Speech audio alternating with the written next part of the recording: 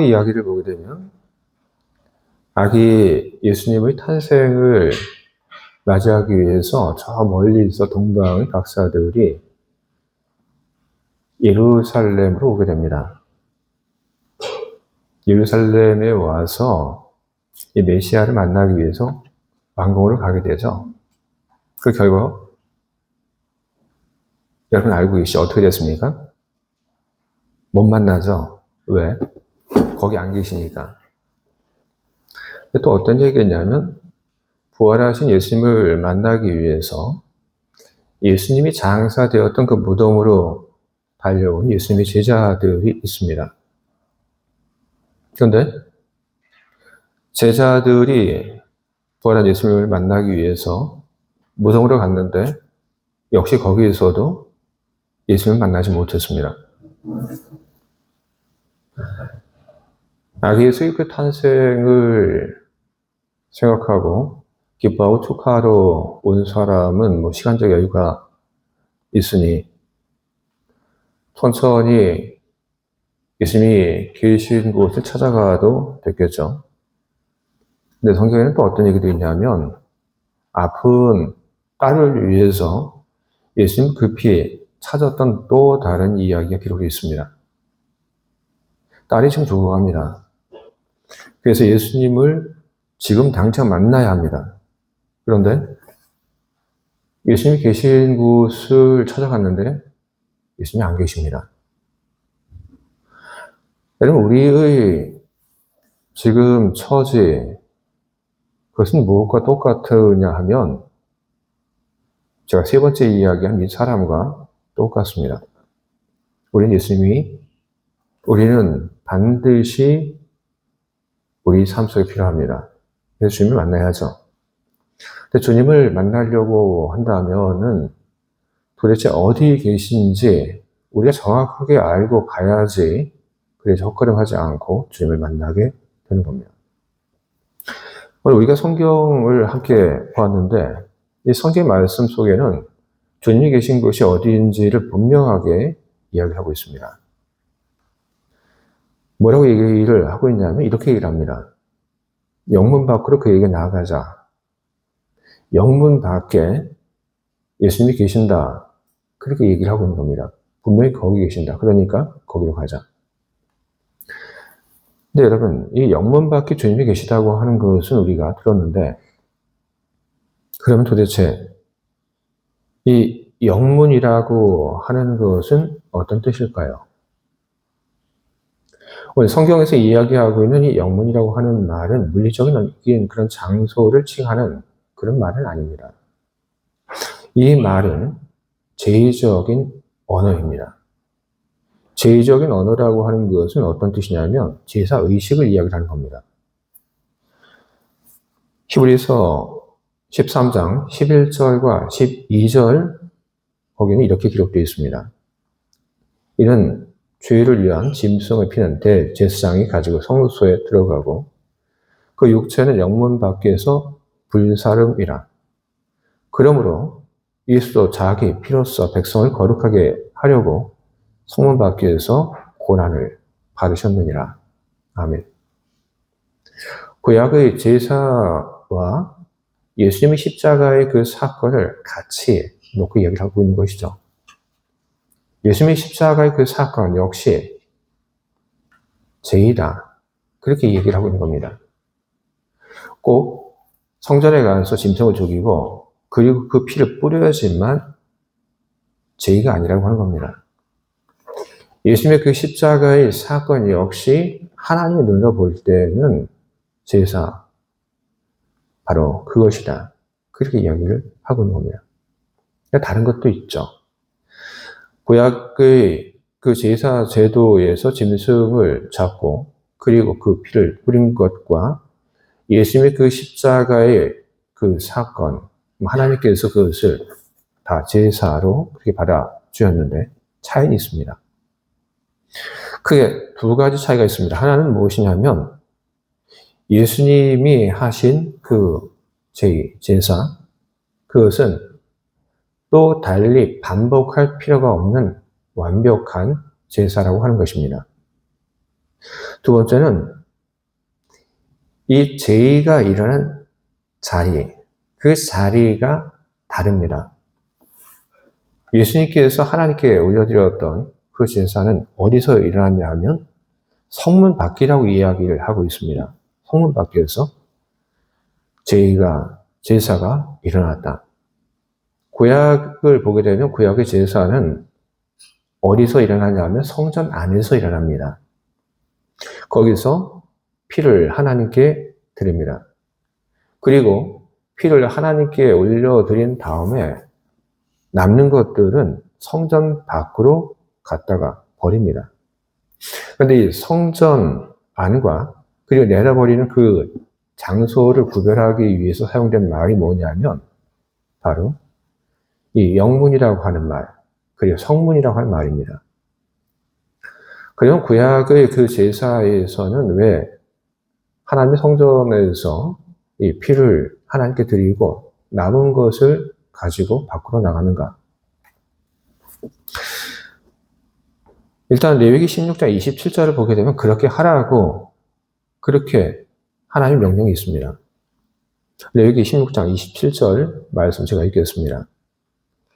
속죄제 송아지와 속죄제 염소의 피를 성소로 들여다가 속죄하였은즉 그 가죽과 고기와 똥을 밖으로 내다가 불살할 것이요. 아멘. 제가 방금 읽은 이것은 일반 그 제사가 아니라 이스라엘에서 1년에 한 번씩 치러졌던 대속죄일에 있었던 그 제사에 대한 내용입니다. 오늘 히브리서는 바로 그 이야기를 인용해서 예수님의 십자가 사건 역시 하나님께 드렸던 제사다. 그렇게 이야기하고 있는 겁니다. 이야기로 다시 돌아가서 그러면 왜 이 짐승의 그 피를 성전에서 드리고 나머지 고기, 가죽, 목동 이건 왜 다 갖다가 저 멀리 갖다 버리라고 했는가? 대속죄일에 짐승의 그 생명을 거둘 때 어떻게 하냐면 안수를 합니다. 그 안수는 어떤 뜻이냐면 인간의 죄를 전가시키겠다는 그런 뜻으로 이 안수를 하는 겁니다. 그러면 사람이 지은 그 죄가 다 어디로 전가되냐면 이 짐승에게 전가가 됩니다. 그렇게 죄를 전가받은 이 짐승, 그 짐승의 그 남은 이 가죽, 고기, 그리고 똥. 이거는 뭐냐면 죄를 가득 먹으면 죄 덩어리가 되어버리는 겁니다. 그 거룩한 성전에 이 죄 덩어리를 내버려둘 수는 없는 거죠. 하나님께서 거룩하게 하신 그 거룩한 백성들 가운데 이 죄 덩어리를 그냥 내버려둘 수 없는 거죠. 그러니까 저 멀리 다 갖다 내다 버리는 겁니다. 저 멀리 성문 밖, 영문이라고도 하는데 그 밖으로 가져다가 그걸 다 내다 버리고 그냥 내다 버리는 것으로 끝나는 것이 아니라 거기 가서 다 태워버립니다. 싹 없애버려. 그 무엇도 남지 않게 하는 겁니다. 바로 그런 자리, 짐승의 가죽, 고기, 똥, 그 모든 것들이 다 태워져 버렸던 소각장. 요즘 우리말로 이야기를 하게 되면 쓰레기 처리장이죠. 바로 그 쓰레기 모여있는 그곳에서 바로 인간의 그 죄의 그 문제가 완전히 해결이 되고 그리고 하나님의 은혜가 거기에서 온 인류로 흘러들었다. 바로 그 이야기를 오늘 히브리서는 우리에게 전하고 있는 겁니다. 히브리서는 우리들에게 분명하게 이야기를 하고 있습니다. 히브리서 13장 10절에 우리에게 제단이 있는데 이렇게 얘기를 합니다. 우리에게 제단이 있는데 이 얘기는 성전 안에 있었던 그 물리적인 그 제단을 이야기하는 것이 아닙니다. 히브리서 13장 10절에 있는 우리에게 제단이 있는데 이 말은 우리에게는 이제 새로운 제단이 생겼는데 그 이야기를 하고 있는 겁니다. 그 새로운 제단 어디 있는가? 쓰레기통 속에서 악취가 흘러나오는 그 타는 냄새가 나는 바로 그곳에 우리 새로운 제단이 있다. 그 이야기를 하고 있는 겁니다.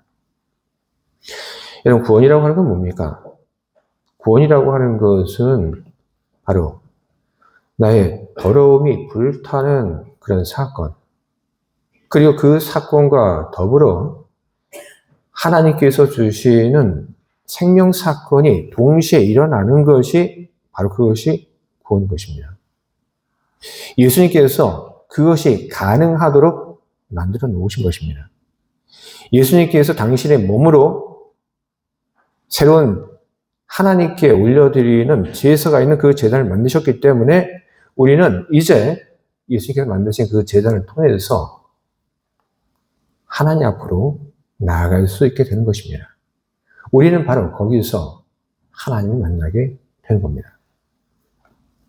네, 여러분, 우리가 예수님께서 만들어 놓으신 그 제단에 가서 우리가 하나님을 만나고 그리고 그분이 주시는 생명의 은총을 우리들이 입기 위해서는 그런데 우리들이 치러야 하는 그런 과정들이 있습니다. 히브리서는 이야기를 하죠. 예수의 수치를 짊어져라. 그 이야기를 먼저 하고 있습니다. 그냥 영문 밖으로 나가자가 아니라 먼저 그의 수치를 짊어지고 그리고 영문 밖으로 나가자고 이 이야기를 하고 있는 것입니다. 예수님이 계신 그곳으로 가는 것, 그것은 그의 수치를 짊어져야만 하는 것입니다. 나의 수치를 짊어지는 것이 아닙니다. 여러분, 누구의 수치인지, 누구의 부끄러움인지, 여러분, 그것을 여러분, 놓치지 마시기 바랍니다. 예수를 따라가기 위해서 나의 캐리어를 포기하는 것, 여러분, 이런 것을 세상이 볼 때는 어떻습니까? 바보죠? 예수를 따라가기 위해서, 그래서 정말로 좋은 그런 나한테 어떤 제의가 들어왔는데, 지원이 들어왔는데, 그것을 거절하는 것. 세상이 볼 땐 참 어리석고, 참 바보스러운 결정입니다. 그럼 그런 결정을 내린 것을 보고 사람들은 이야기를 하죠. 아이, 바보 같다. 수치입니다. 근데 성경이 이야기하는 수치는 여러분 그것이 아닙니다. 그거는 여러분의 수치이지 그것은 예수님의 수치가 아닙니다. 성경은 누구의 수치를 짊어지라고 얘기를 하고 있냐면 예수님의 수치를 짊어지라고 그렇게 이야기를 하고 있는 겁니다. 예수님의 수치를 짊어진다고 하는 건 무엇입니까?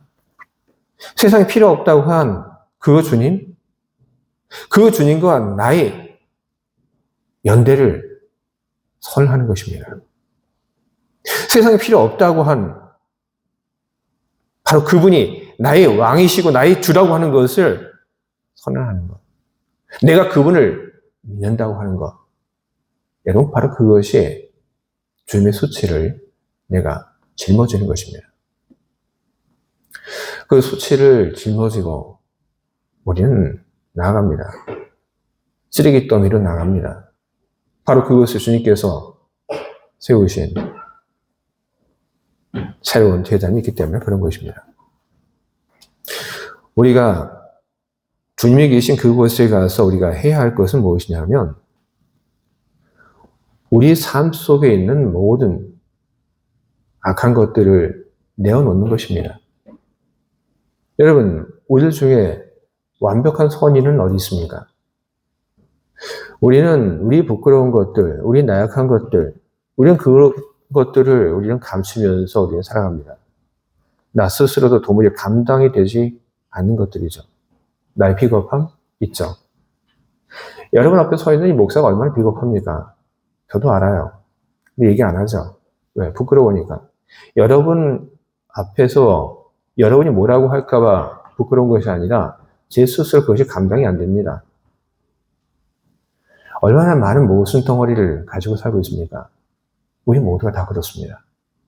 하지만 하나님의 은총을 우리들이 전정 입기를 원한다고 한다면 우리는 뭘 해야 하냐면 우리 안에 있는 이 비겁함을, 죄를, 이것을 우리는 예수님의 그 재단 앞에 우리는 내어놓아야만 하는 것입니다. 나의 죄를, 나의 비겁함을, 나의 연약함을, 이것을 내놓으면 그러면 어떻게 되냐 하면 주님이 태워버립니다. 우리 역할은 무엇이냐면 우리가 가지고 있는 그 모든 죄성을, 그리고 우리가 했던 그 모든 나쁜 짓들을, 연약함을, 모순을 주님 앞에 그냥 내어놓는 것입니다. 우리가 내어놓으면 우리는 아무것도 하지 않아도 주님은 그것을 다 태워버립니다. 여러분, 왜 우리가 많은 시간 예수를 믿고 우리의 삶을 바꾸겠다고 결단을 했는데도 불구하고 왜 우리의 삶 속에 많은 변화들이 지금 일어나지 않고 10년 전이나 20년 전이나 비교할 때 큰 변화 없이 왜 우리는 이렇게 살고 있는 것입니까? 바로 그것은 내 스스로 그 모든 것을 처리하려고 했기 때문에 그런 것입니다. 필요한 것은 여러분들이 더 이상 내가 죄를 짓지 않겠다고 하는 그런 결심을 하는 것이 여러분 중요한 것이 아닙니다. 내가 더 이상은 내가 모순 덩어리에 살지 않겠다고 내 스스로 결심하는 것이 여러분 중요한 것이 아닙니다. 그런 결심은 우리를 바꾸지 못합니다. 우리가 할 것은 그것을 주님 앞에 정직하게 다 내어놓는 것입니다. 그러면 주님 그것을 태워버립니다. 도대체 주님이 태워버린다고 하는 것은 그럼 뭘까요? 그건 어떤 것일까요? 제 간증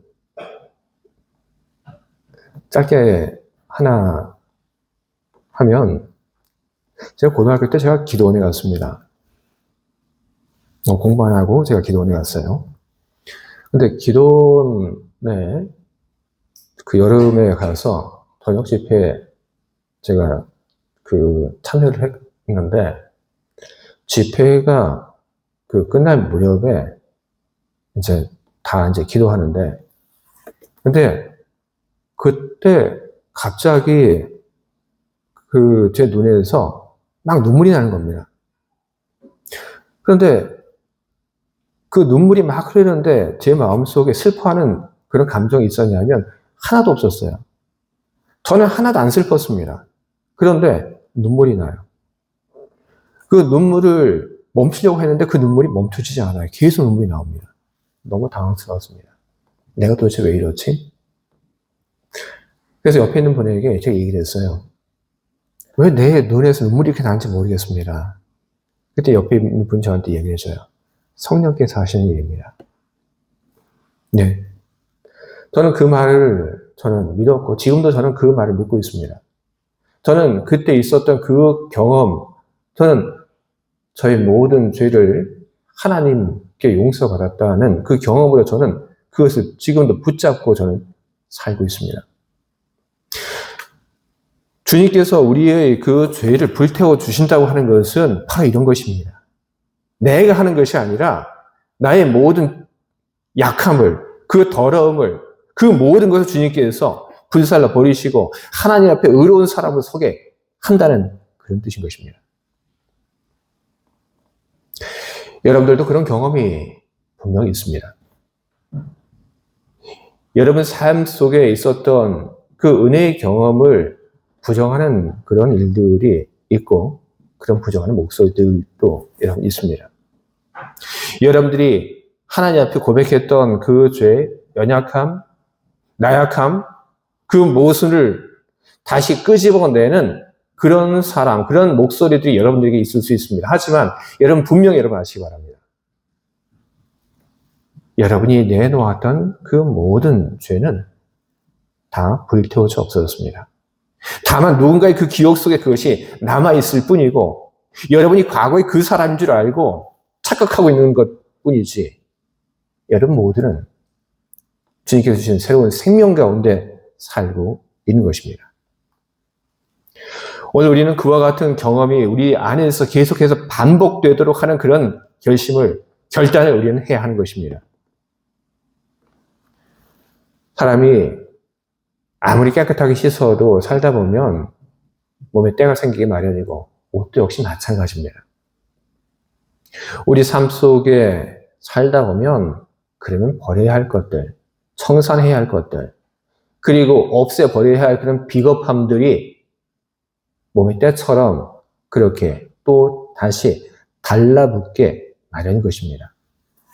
여러분, 그 하나님을 만나고 그 하나님이 주시는 은총 속에서 그 하나님이 주시는 기쁨과 능력 속에서 여러분 살기를 바라신다고 한다면 먼저 여러분 삶 속에 있는 그 버려야 할 것들을 여러분 예수 그리스도께서 세우신 그 제단 앞에서 버리시는 그런 일들을 여러분 하시기 바랍니다.